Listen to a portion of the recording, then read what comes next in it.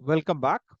In this lecture, we will address a particular aspect concerning transport of two species, one of which is proton, that are mobile in a proton exchange membrane fuel cell electrolyte.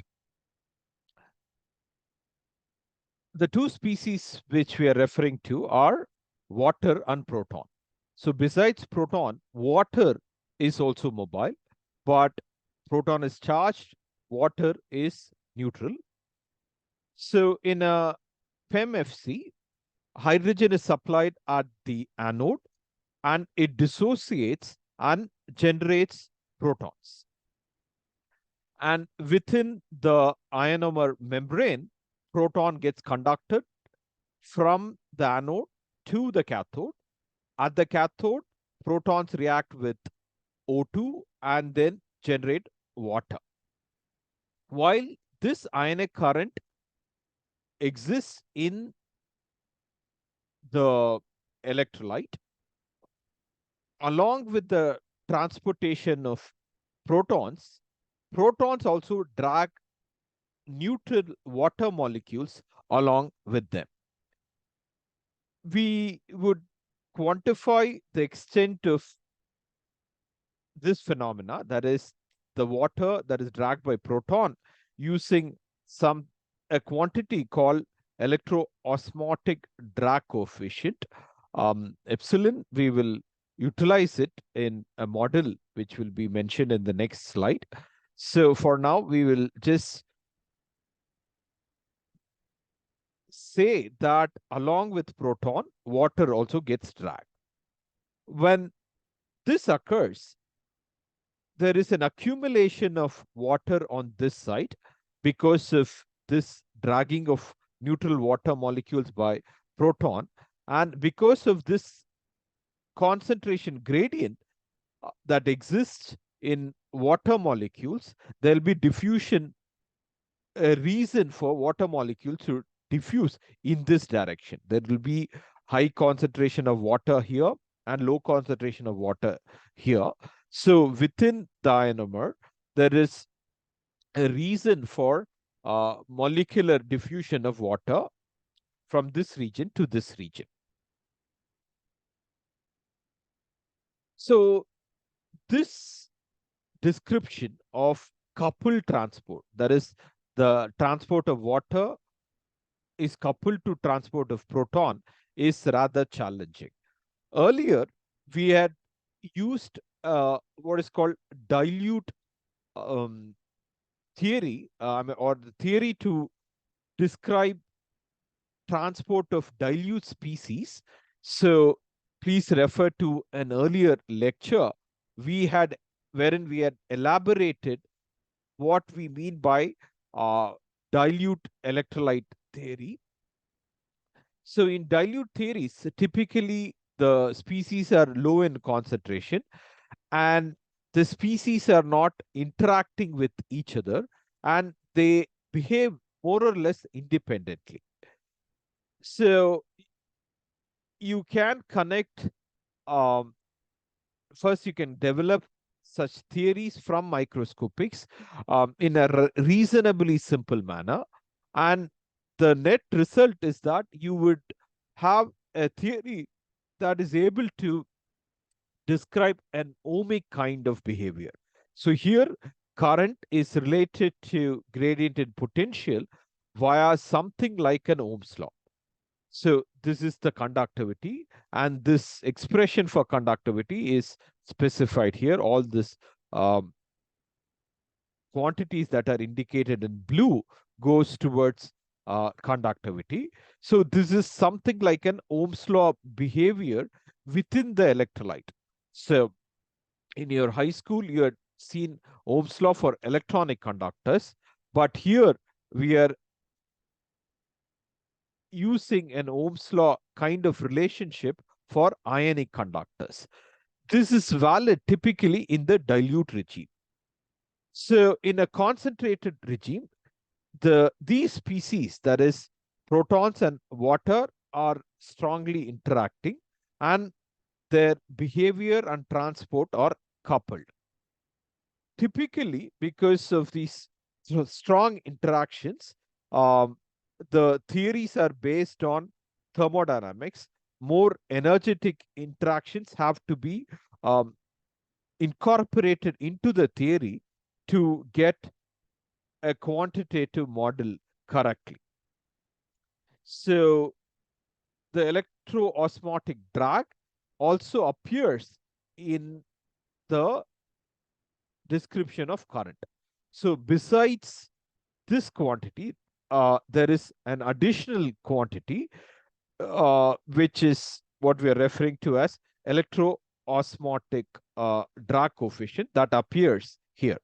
So let us first um, look at what we refer to by delta mu naught. So it is important to understand that the ionomer is net neutral. The amount of protons that are present is equal to the wall charge or the anions that are fixed to the backbone of the polymer. So it is net neutral.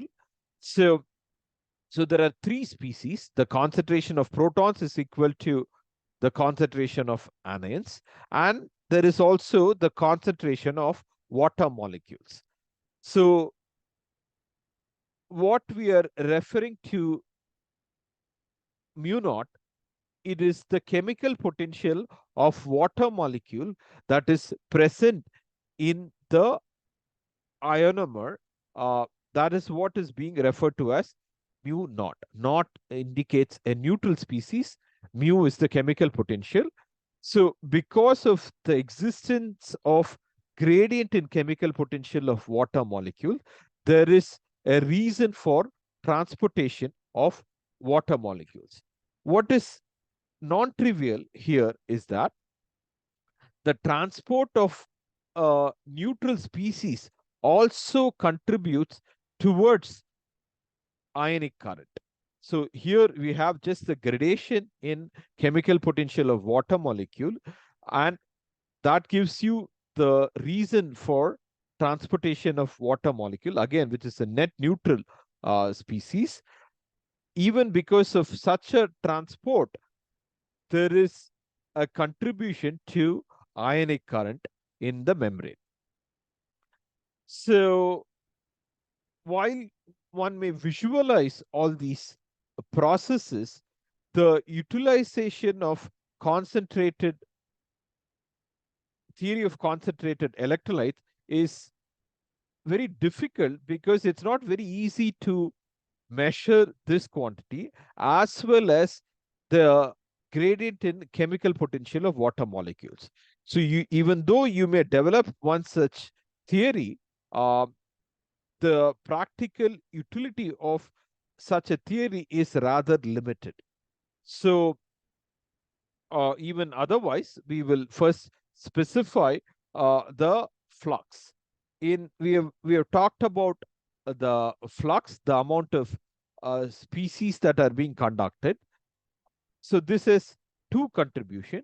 One is contribution to migration. So we have talked about these fluxes in earlier lectures. For example, you can look at this lecture. So there are three contribution. One is due to migration, another is due to diffusion, another is due to convection. There are three reasons for transport.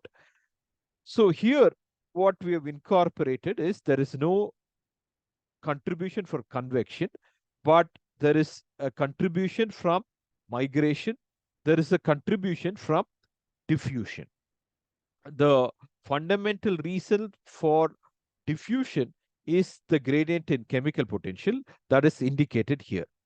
So here, what we refer to this species, this term is that this is a diffusion coefficient based on chemical potential. Typically, we have diffusion coefficient based on concentration gradient, but in a theory involving concentrated electrolytes, we are using a diffusion coefficient that is based on chemical potential gradients. This refers to conductivity. This refers to electroosmotic drag coefficient. So as I mentioned, the utilization of theory of concentrated electrolytes is harder. The implementation is harder because it's not easy to measure and specify this quantity as well as this quantity. What you end up doing is simplifying these theories to um, make the implementation easier. So the overall flux is implemented using a diffusion coefficient, which is again connected to concentration gradient and not gradient in chemical potential. So the overall flux is related to these two terms, and you end up using not this model, you just end up using a model that was developed in the context of dilute electrolytes. So this is just like Ohm's law, and this is the uh, term that is utilized for specifying the overall fluxes. The coupled transport of proton and water has important implications. At when there is no current, the concentration of water in the entire ionomer is uniform. So there is a homogeneous distribution of water molecules in the entire cross section of the ionomer. As the amount of current increases, because of water molecules being dragged from via the protons, there is an increase in concentration of water on this side of the membrane. In addition to water being dragged towards this side of membrane, you may remember that water gets formed at the cathode because of the reaction of proton with O2. There is another reason for accumulation of water on this side of the membrane. So there are two reasons why there is an increase in water concentration here.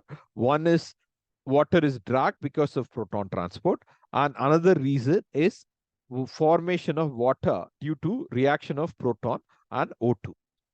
As current increases, what you see is that there is more and more concentration of water here. We would refer to a scenario called flooding. We will look at the implication of flooding in a minute. But there is a complete dry out of water on this side of the membrane. When there is no water, the conductivity dramatically decreases and the resistance of the membrane increases. So this is very disadvantageous. So there will not be proton transport if there is dry out of the membrane on this side of the membrane. And flooding has two important consequences. One is that a lot of water molecule that are present covers the electrocatalyst. So the activity of the electrocatalyst is brought down because of this mass transfer limitation. That is, O2 molecules will not be able to access the uh,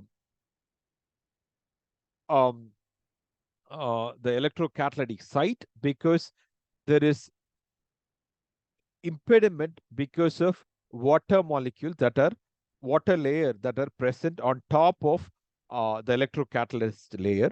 In general, a lot of water molecules, occluding the porous gas diffusion layer, increases the mass transfer resistance, that is the access of O2 reactant to the catalyst regions is impeded because of flooding. So flooding and dry out should be avoided for the proper functioning of PEMFC. If you look at the potential, the the potential that you obtain from a fuel cell is you can be explained because of a few terms that we have already elaborated in the previous lectures. So the potential which you get has a component that is due to the equilibrium thermodynamics of the system. We have elaborated all these terms when we discussed the polarization behavior in a fuel cell. Please refer to that lecture.